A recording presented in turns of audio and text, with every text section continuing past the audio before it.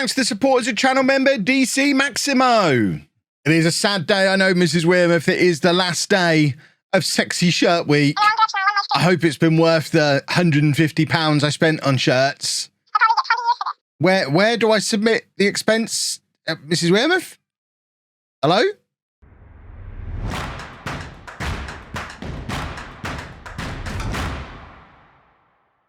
Hello and welcome to part 165 of Homegrown. I'm Kevin. Coming up on today's episode, we have our first knockout round, first leg game in the Champions League away against AC Milan, the team that tried to sign Sandro Veloso in the summer. And we're also at home against title rivals Manchester City in the Premier League. And we're doing a bit of a double header with the next episode as well, because the next episode will be Manchester United away and then AC Milan at home, as we learn a lot in the next two episodes about where this season is going and potentially where the rest of the series is going. Since you were last with me, we have been in a lovely, lovely run of form. In the league, we are not only unbeaten. Actually, did you see the Birmingham game? Maybe you didn't see the Birmingham game. We had a bit of a wake-up call against Birmingham, but since then, we got knocked out of the Carabao Cup by Manchester United 6-5, our reserves losing 6-5 against Manchester United. Sandro Veloso then did what I predicted he would do and broke the record for league goals in a game. Anything Jovanovic can do, Veloso can do in the league, apparently. Put 6-0 past Aston Villa, 5 of them to Sandro Veloso, who is now the holder of the record for league goals in a match, to go with Jovanovic's record for goals in a match, which he still keeps because he got to 5 sooner than Veloso did. But since then, we've won every league game. There has been some high-scoring games near 4-0 over Leicester, 7-0 over Bristol City. We've scored a lot of goals, not conceded very many. The one downside is that Sandro Veloso is now in the want-away club, ridiculously, because he wants to join Nîmes, who are top of Ligue 1 at the moment, but they've not actually won it. They were down in the second division in France as recently as 2027, but have certainly become one of the sort of big 3 or 4 clubs in France in recent years. They're not even in the Champions League, though, although they are top of Ligue 1 at the moment. I don't really know why they are suddenly as competitive as they are. There we go. That's why when they were down in the second division, a tycoon takeover. So they're just throwing loads of money around. Looks like Paris Saint-Germain are being Paris Saint-Germain, because Nîmes are well clear and going to win Ligue 1 this season and presumably force their way back into the Champions League. Looking at this, Paris Saint-Germain had a spell of 6 years where they didn't win the league. Lyon dominating in France for a long time. This looks like a much more competitive French league than you usually see in Football Manager. But it looks like there is a new kid on the block, and Veloso wanted to join them. I obviously said no. He got a little bit of a grumpy on. He's not asked for a transfer. He's just disappointed at the moment. But thankfully, it's not really stopped him scoring goals. As you can see, goals still flying in. He's now on 33 league goals for the season. It's February. 39 goals from 30 appearances in all competitions. And if we have a look at the club records, just to see what he actually needs to get to, most league goals in a season record is Henry Barton back in 2020-21. People have asked me to click on Henry Barton. There's not really much to see. He was here when the club formed, and then we outgrew him. You can see he was really good for the first couple of years, but then he kind of drifted away. We released him in 2024, and he never found another club. So that was Henry Barton, but he still owns this record, which Veloso is certainly beating this year. He's only got 4 more goals to do. And I emphasise, it's only February. And also that 48 goals in a season overall target, Veloso must have that in his sights as well. There's your confirmation that Jovanovic still has most goals in a match. Veloso having to settle for most league goals in a match, unless he can do a double hat-trick and push Jovanovic off of that record. But he is starting to accumulate the club records now. I think if as long as we get rid of this current nonsense, there's probably a knighthood in this boy's future. But not yet, because he might be leaving. Who knows? So, there was a transfer as well. I knew there was some other stuff to tell you about. There's a couple of transfers. Firstly, we sold Fazikaz. He came to me and said he wanted first team football. I said, realistically, you're not going to get it. He said, can I leave then? And I said, fine. So he went to Moneybags Nîmes. So he's gone there to be at the heart of their defence. Gone straight in there, £34.5 million. 9 years he was at the club. He was a great backup player for us, but I think with Abagai returning and the emergence of Simon Hanna, his first team opportunities were becoming more and more limited. So to cash in on a near £30 million profit at this stage, I'm pretty comfortable with that. For a player that has averaged below a 7 for his career, that'll do nicely. And we've reinvested that money in Jordan, who's a Brazilian wonder kid. Of course he is. He's a left winger, under 20 cap for Brazil. He's actually wanted by someone. Presumably that's on loan. It is. He's a 2-star current ability, 5-star potential winger. Don't expect to see him in the team straight away, but he is in. He'd just gone on loan to New York City FC as well in the MLS. And I think that loan is what alerted our scouts to the fact he existed.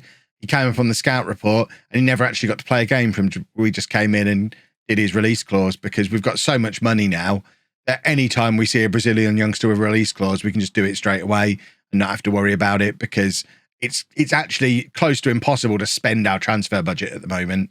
So we're just looking for opportunities like that. And Jordan was definitely an opportunity. So enough of the story of how we got to this point. I suppose we need to go and play AC Milan. This is AC Milan, who are third in Serie A, and they did have a couple of years when they were winning it.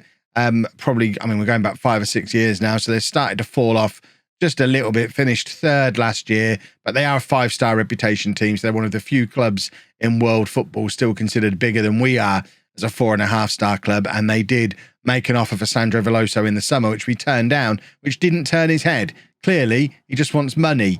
I've offered him money. He doesn't want money. We can give you money, Sandro. Ridiculous. So this is the team that's heading to Milan. We've got Perez in goal, a back four of Primus, Elias, Abagai and Vinicius Antonio, McKenna and Kleber in midfield, Ian and Figueira out wide, Juan Jose and Veloso up front. Park is injured. That's why Figueira is in on the right-hand side. He's got a hamstring strain and will be out for the next 3 weeks or so. We've also got an injury currently to Erkan as well, who's been enjoying quite the run of games playing at right back for us at the moment. He's kind of re-emerging in the team as a right wing back. And I mean, he's pretty good at it. I think it doesn't bode well for Mark Kelly, who is currently our backup right back, but he's rotating nicely with Vinicius Antonio. And I mean, there might be a time Erkan's still young enough to re-establish himself as a starting player for us as that right back. But at the moment, Vinicius Antonio has possession because Erkan is injured. So Vinicius Antonio gets to try and force himself back into the team as my regular starting right back. What we're looking for here, as ever in the away legs in the Champions League, let's just avoid defeat. You know how it goes. We can't win the tie tonight, but we can lose it. If we're 5-0 down going into the return leg, the next episode is probably going to be a miserable one. But if we keep it tight, maybe grab an away goal. I mean, ultimately, we're the champions of England who are currently top of the Premier League again. There's probably a section of our audience, maybe even a section of you down in the comments section, thinking we should be coming here and winning. I don't know that we're necessarily at that point yet. We're still a little bit raw and naive when it comes to European football. So I don't expect us necessarily to come here and pick up a big win, but we want to stay competitive. I do think Milan are a team we should be capable of knocking out at the tournament. I think we're now big enough and established enough to be only really worried about playing the real, like, top of the table, having great season teams. Your likes of Real Madrid, Barcelona, Bayern Munich, Manchester United. These are the teams that I think we're probably going to be afraid of in the Champions League. I don't know that we necessarily should be afraid of AC Milan, although they might be about to show me differently. They've just done a long throw into the centre of the pitch, which is a weird use of a long throw, but it has worked out quite well for them. They ended up with something resembling an attack, but we've countered that attack. It's Ian playing it forward to Juan Jose, who, by the way, has started to score goals. We talked about him earlier in the season. Juan Jose is starting to add goals to his repertoire. He is into double figures for the season. He's having the season of his life, and he's just really starting to look like, I don't want to say a complete forward because he's still too slow and not direct enough to be a complete forward, but a real, like, top tier number 10 who is starting to score goals for us as well.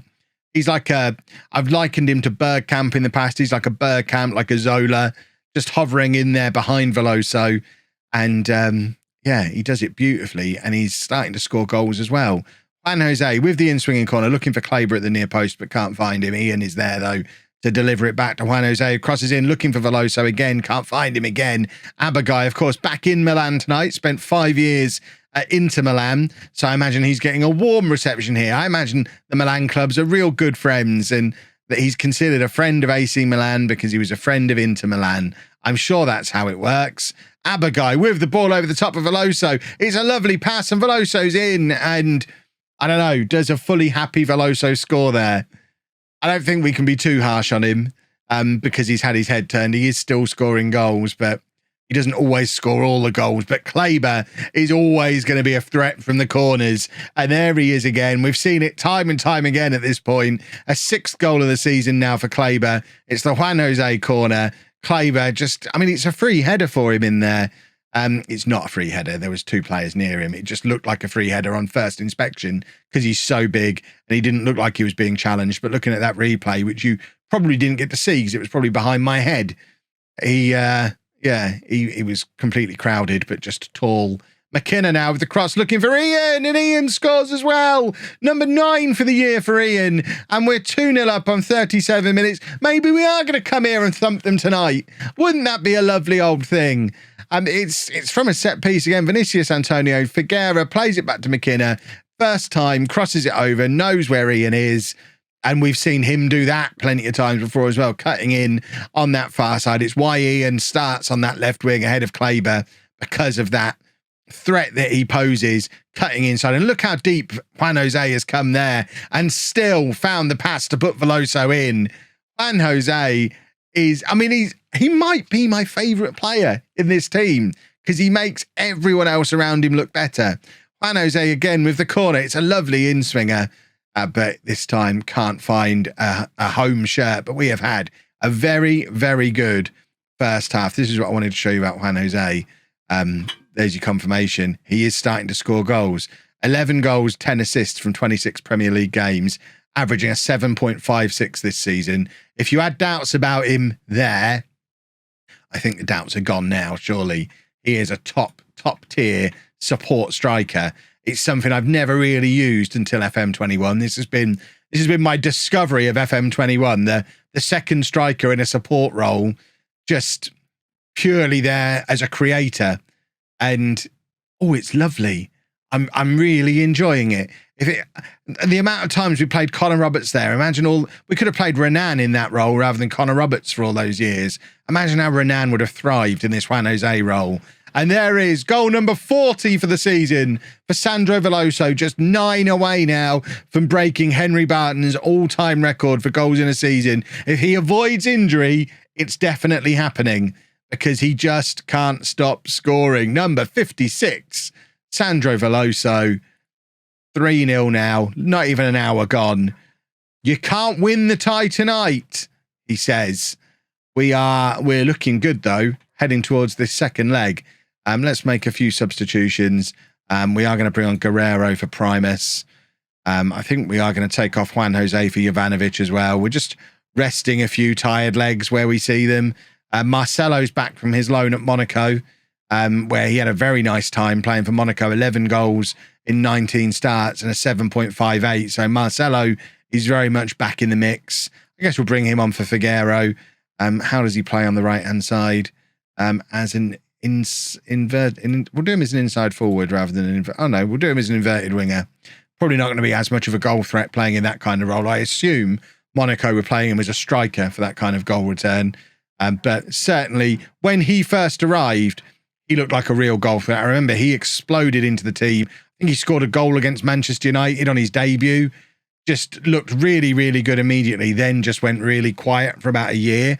And hopefully that 6 months playing for Monaco and being a star for them will be enough to reignite him and give us another very good attacking option who can play in multiple roles across the front three. There is Marcelo. Let's just watch him run. He's trying to go past his fullback here. He's being marked pretty well, but he does find the cross. Veloso's there and he scores. It's some good work from Marcelo down the right side. It's not a perfect cross.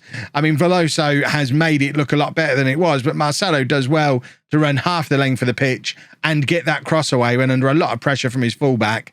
And once Veloso got the ball in that kind of area, it doesn't matter that there's 2 men on him and it's a tight angle. He's definitely going to score, and all the local dogs are absolutely delighted about it, as you may be able to hear in the background. 4-0 now. Milan trying to grab themselves a consolation goal, which, I mean, it's more than a consolation goal in the Champions League. It's a lifeline in the tie. 4-0 down, problem. 4-1 down, still problem. Not maybe as much of a problem. But it looks like we're not letting them have it. We have played incredibly well this evening. AC Milan 0, Holme 4. That's why Veloso didn't go and sign for them in the summer. So a couple of changes for the Manchester City game, both enforced. Elias is suspended for this game, so Simon Hanna comes in to play alongside Abagai at the back. What's his face? The winger, Figueira, that's his name. He's injured, so Perez comes in to play on the right wing. That's Figueira and Park both injured.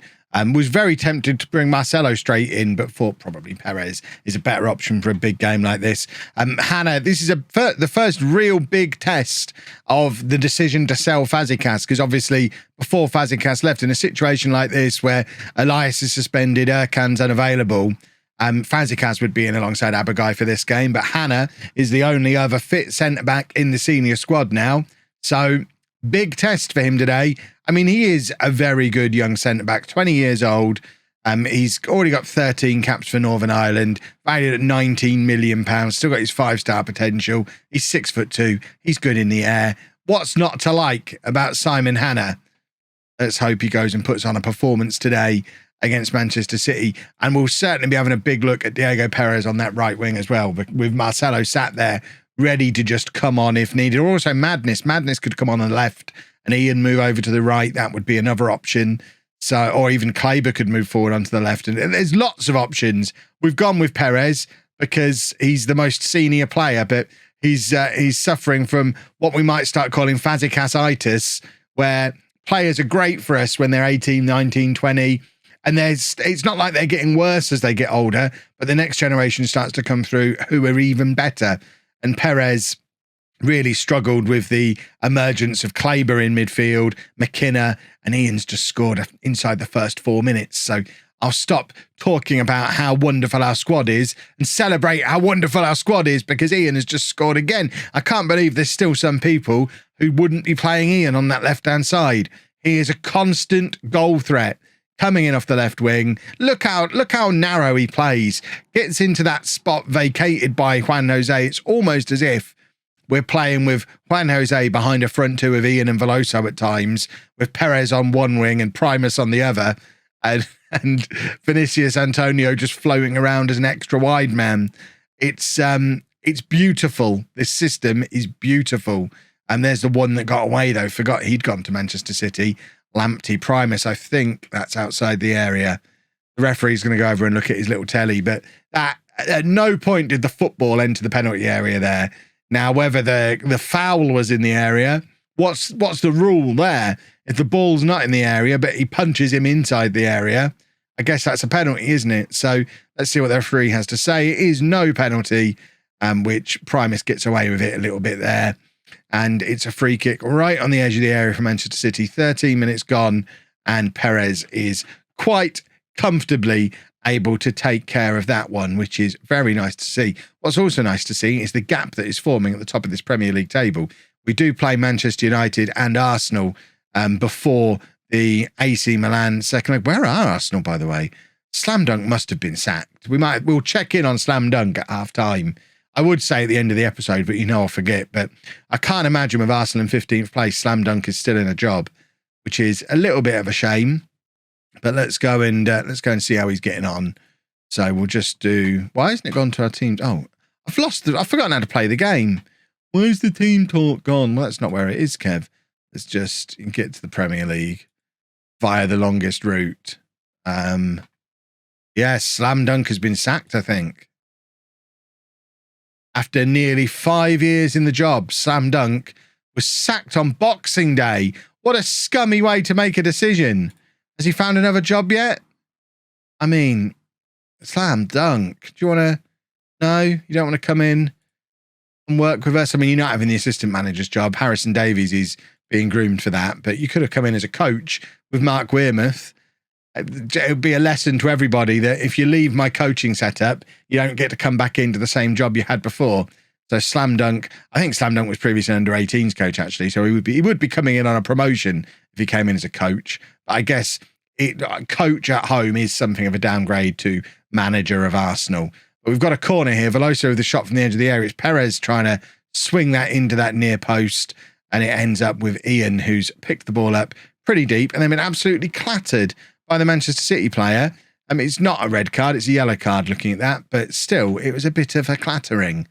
But yeah, what I was saying is we're 7 points clear of Manchester City as things stand. We've got to play Manchester United in the next episode as well. We're officially focusing on the Champions League this year, but we're doing better in the Premier League than we did last year. If we beat these two Manchester teams in these consecutive matches, we're all but there. I know it's a little bit early to be talking like that, but we're getting closer. Much can come on for McKenna. Veloso's having a really poor game today. I think I'm going to take off Veloso. And I'm actually going to try Marcelo up front. After seeing all those goals he was scoring for Monaco, I want to see him playing as a striker again. And he might be the one that allows me to finally let Francisco leave the club. Probably not. Right, we're going to take off Kleber. Jovanovic can come on and play in midfield. He's done plenty of that this season, playing in that box-to-box midfield role. It's just big man for big man in there, and both of them 6'4". And Perez with the free kick, and it's Jovanovic with the header that goes just over. We've got to hold on for 5 more minutes here, and this will be a very, very important victory if we do. I've just seen Manchester United are 3-0 up over Arsenal, so we need to keep an eye on them. We play them in the next episode, which I think is Tuesday. Yeah. Oh, Marcelo's in here. This is a chance for him to show us what he's got, but he doesn't. Still wearing the number 10 shirt after a loan because no one else came in to take it from him. But yeah, a little bit of a missed opportunity for him there. Jovanovic now making his little run in midfield, but can't really make anything of it other than a throw in. But I think that's going to be enough to let the clock run down on what is going to be another very important victory for this football club. Ian crosses in. Perez is there with a looping header, but it goes just over. That is 93 minutes now, referee. We'll take full time. Thanks.